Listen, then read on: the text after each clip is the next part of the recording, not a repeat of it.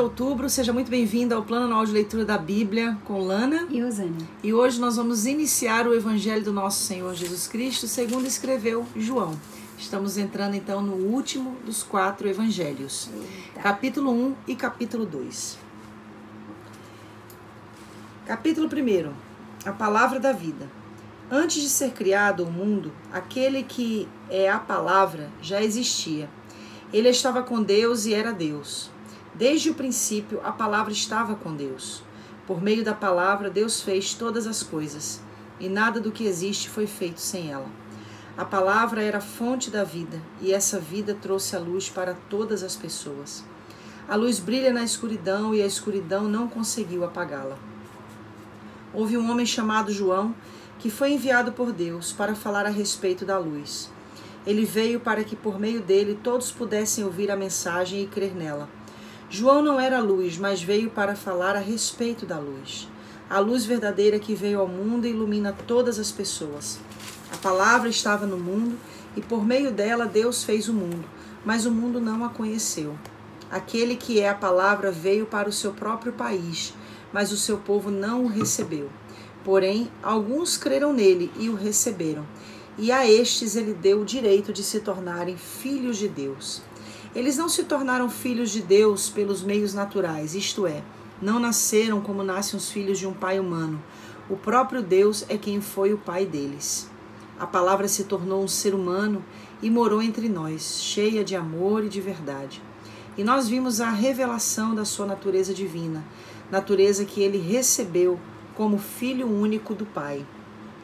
E João disse o seguinte a respeito de Jesus: este é aquele de quem eu disse, ele vem depois de mim, mas é mais importante do que eu, pois antes de eu nascer, ele já existia.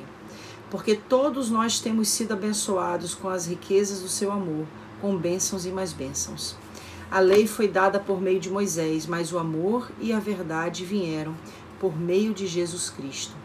Ninguém nunca viu Deus, somente o Filho único, que é Deus e está ao lado do Pai, foi quem nos mostrou quem é Deus. A mensagem de João Batista. Os líderes judeus enviaram de Jerusalém alguns sacerdotes e levitas para perguntarem a João quem ele era. João afirmou claramente: eu não sou Messias. Eles tornaram a perguntar: então, quem é você? Você é Elias? Não, eu não sou, respondeu João. Você é o profeta que estamos esperando? Não, respondeu ele. Aí eles disseram a João: diga quem é você para podermos levar uma resposta aos que nos enviaram. O que é que você diz a respeito de você mesmo? João respondeu, citando o profeta Isaías: eu sou aquele que grita assim no deserto: preparem o caminho para o Senhor passar. Os que foram enviados eram do grupo dos fariseus. Eles perguntaram a João: se você não é o Messias, nem Elias, nem o profeta que estamos esperando, por quem é que você batiza? João respondeu: eu batizo com água, mas no meio de vocês está alguém que vocês não conhecem. Ele vem depois de mim, mas eu não mereço a honra de desamarrar as correias das sandálias dele. Isso aconteceu no povoado de Betânia, no lado leste do Rio Jordão, onde João estava batizando.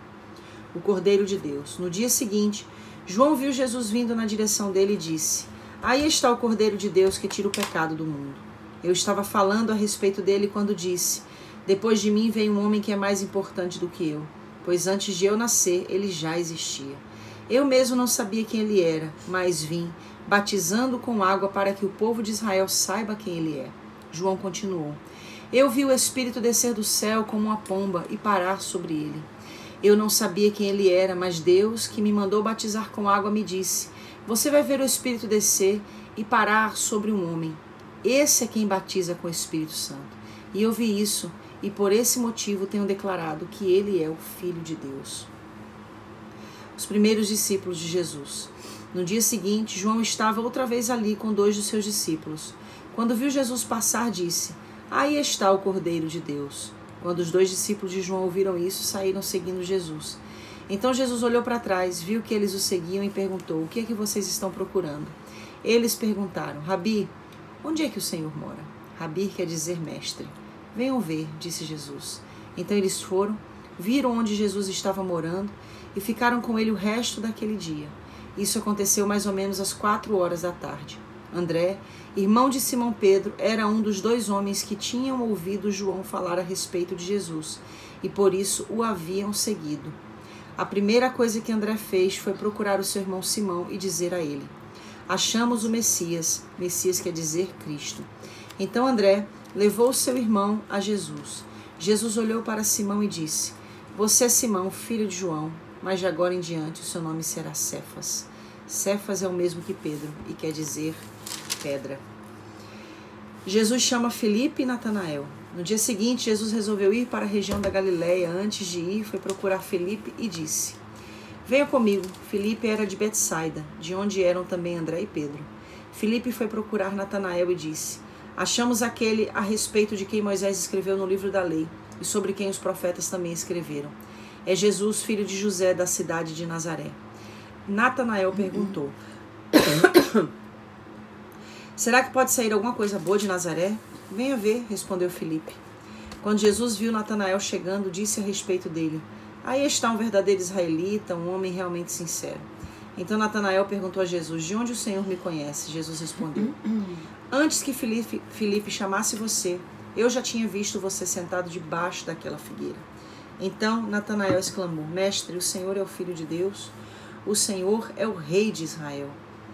Não, vou ler de novo porque eu fiz uma pergunta, tá? Peraí. Muito bagunçada aqui no cabelo, tô me aguentando. Vá.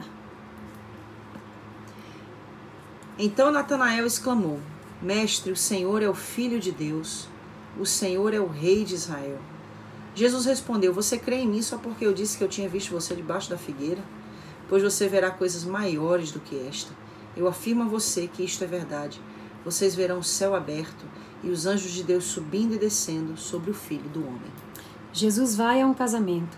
2 dias depois, houve um casamento no povoado de Caná, na região da Galileia, e a mãe de Jesus estava ali. Jesus e os seus discípulos também tinham sido convidados para o casamento. Quando acabou o vinho, a mãe de Jesus lhe disse: o vinho acabou. Jesus respondeu: não é preciso que a senhora diga o que eu devo fazer. Ainda não chegou a minha hora. Então ele disse aos empregados: Oh, Jesus. Fiquei fungando também, né? Vai. Então ela disse aos empregados: faça o que ele mandar. Ali perto estavam 6 potes de pedra. Em cada um cabiam entre 80 e 120 litros de água. Os judeus usavam a água que guardavam nesses potes nas suas cerimônias de purificação. Jesus disse aos empregados: encha de água esses potes. E eles os encheram até a boca. Em seguida, Jesus mandou: agora tire um pouco da água desses potes e levem ao dirigente da festa. E eles levaram. Então o dirigente da festa provou a água, e a água tinha virado vinho. Ele não sabia de onde tinha vindo aquele vinho, mas os empregados sabiam. Por isso ele chamou o noivo e disse: todos costumam servir primeiro o vinho bom, e depois que os convidados já beberam muito, servem o vinho comum. Mas você guardou até agora o melhor vinho.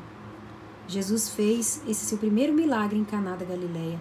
Assim, ele revelou a sua natureza divina, e os seus discípulos creram nele.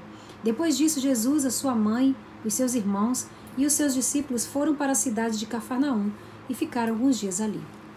Jesus vai ao templo. Alguns dias antes da Páscoa dos judeus, Jesus foi até a cidade de Jerusalém. No pátio do templo encontrou pessoas vendendo bois, ovelhas e pombas, e viu também os que sentados às suas mesas trocavam dinheiro para o povo. Então ele fez um chicote de cordas e expulsou toda aquela gente dali, também as ovelhas e os bois. Virou as mesas dos que trocavam dinheiro e as moedas se espalharam pelo chão. E disse aos que vendiam pombas: tirem tudo isso daqui, parem de fazer da casa do meu pai um mercado. Então os discípulos dele lembraram das palavras das Escrituras Sagradas que diziam: o meu amor pela tua casa, ó Deus, queima dentro de mim como fogo. Aí os líderes judeus perguntaram: que milagre você pode fazer para nos provar que tem autoridade para fazer isso? Jesus respondeu: derrubem esse templo e eu o construirei de novo em 3 dias. Eles disseram: a construção desse templo levou 46 anos e você diz que vai construí-lo de novo em 3 dias. Porém, o templo do qual Jesus estava falando era o seu próprio corpo. Quando Jesus foi ressuscitado, os seus discípulos lembraram que ele tinha dito isso e então creram nas Escrituras Sagradas e nas palavras dele. Jesus sabe o que as pessoas pensam. Quando Jesus estava em Jerusalém, durante a festa da Páscoa, muitos creram nele porque viram os milagres que ele fazia. Mas Jesus não confiava neles, pois os conhecia muito bem. E ninguém precisava falar com ele sobre qualquer pessoa, pois ele sabia o que cada pessoa pensava. Eu achei muito interessante. Já acabou? Isso aqui, ó. Quando ele fala assim, né? Que ele estava em Jerusalém, essa última parte que você leu, durante a festa da Páscoa. E os que estavam ali estavam crendo nele por causa dos milagres que ele estava fazendo. Mas aí diz que Jesus não confiava neles, pois os conhecia muito bem. Sabe o que eu entendo aqui? Eu entendo que a fé que é baseada na manifestação de milagres é uma fé que ela é volúvel, inconstante. Está sempre esperando alguma coisa para poder acontecer, provar para si mesmo. Exato. Quem, né, em quem crê, quem, né? Exato. Tem que ver para crer, aquele velho clichê, né? Sim, inclusive aconteceu isso com os próprios discípulos, né? Quando Jesus ressuscita, Tomé diz, né? Eu só vou crer se eu ver. E se eu botar o meu dedo no buraco da mão e do lado dele. E aí a gente percebe que essa é a fé que realmente levava Jesus a não confiar neles. Porque era uma fé movida, uma fé baseada em que podia ser feito. Sinais, em milagres, em maravilhas. Ou seja, se não houver os sinais, se não houver os milagres, então se não houver as maravilhas, a fé da pessoa, ela deixa de existir ou ela é transferida para outrem. Não, eu creio em você hoje porque você está fazendo isso. Mas se amanhã aparecer alguém que faça mais, e você parou de fazer, então eu vou crer nesse outro alguém. É forte. Isso é forte. Porque fala de uma fé que é condicionada. E por que é uma fé condicionada? Que revela essa fé que torna as pessoas não confiáveis. Porque a genuína fé, ela é o firme fundamento das coisas que não se veem. Entendeu? A fé de verdade, ela tem que estar baseada naquilo que eu não vejo, mas que eu espero. Quando a gente lê os outros evangelhos, Mateus, Marcos e Lucas, eu lembro de algumas passagens que a gente leu, aonde eles pediam para que Jesus fizesse milagres e sinais para eles. Ou seja, ele já estava fazendo. E aí ele ainda diz assim, olha, nenhum outro sinal lhe será dado, senão o sinal do profeta Jonas. Que no caso foi ele ter ficado 3 dias sepultado e ressuscitar ao 3º dia. Ou seja, não vou dar nenhum sinal a vocês, porque a fé de vocês é uma fé volúvel. É uma fé inconstante. É uma fé que não é confiável. Vocês não são confiáveis. Meu Deus, Jesus isso é muito forte. Jesus pensava, tem que estar sempre fazendo alguma coisa para eles crerem. Tem que estar sempre diante dos olhos dele alguma coisa que os convença para eles crerem. E não somos, muitas vezes, na nossa atualidade assim? Sim. Quando a nossa vida espiritual está sempre na dependência de Deus fazer alguma coisa ao nosso favor. Da gente. Eu estava falando sobre o Salmodiai e o Salmo 88, e uma coisa que me chamou muito a atenção do Salmo 88, que é o salmo mais triste de todo o saltério. Não existe salmo mais triste do que o Salmo 88. E esse salmo fala de um homem que, desde a sua juventude, ele foi cometido por uma doença. E essa doença, ela era degenerativa. Então, conforme ele foi envelhecendo, essa doença foi piorando. Só que ele diz que ele começava a orar de manhã e orava até a noite. Então, ele passava longos períodos de oração, buscando em Deus a cura. Então acredita-se que ele podia sofrer de uma paralisia, como uma poliomielite, né, que foi sendo gradativa e piorando. Outros acreditam que ele sofria de uma lepra, que a gente sabe que a lepra tem esse estado avançado, que ela vai se avançando gradativamente. E o que mais me chamou a atenção no Salmo 88? É porque ele estava desesperado, sem forças. Tem uma hora que ele chega a dizer que ele estava na beira da cova, ou seja, ele estava prestes a morrer. Mas ele deixa claro que embora Deus não tenha feito nada por ele, no sentido de ter feito o que ele esperava que Deus fizesse, que ele continuava confiando em Deus. E o mais interessante é que quanto menos Deus lhe respondia, mais apaixonadamente ele orava. Minha irmã, isso é muito fantástico, porque fala dessa fé que é uma fé resoluta, é uma fé que está baseada naquilo que eu não estou vendo e que eu não estou nem mais esperando acontecer, porque ele já estava à beira da morte, mas ele estava tão apaixonado por Deus, porque a sua sua vida de sofrimento fez com que ele palmilhasse uma estrada de oração. Então ele passou a conhecer a Deus de uma maneira que, mesmo Deus não fazendo aquilo que ele esperava, ele se apaixonou, ele amou a Deus. Então é essa fé que Deus espera de nós. Essa fé perfeita em Deus. Essa fé que não espera. No sentido de eu dependo que Deus faça para que eu creia. Mas essa fé que Jesus diz: Tomé, você creu porque você viu, mas bem-aventurados os que não viram, mas creram. Então essa é a mensagem que vem no meu coração hoje para esse devocional. Que Deus possa abençoar a sua vida, a minha vida, nossa vida. Amém. E que a nossa fé seja como essa fé perfeita do salmista do Salmo 88.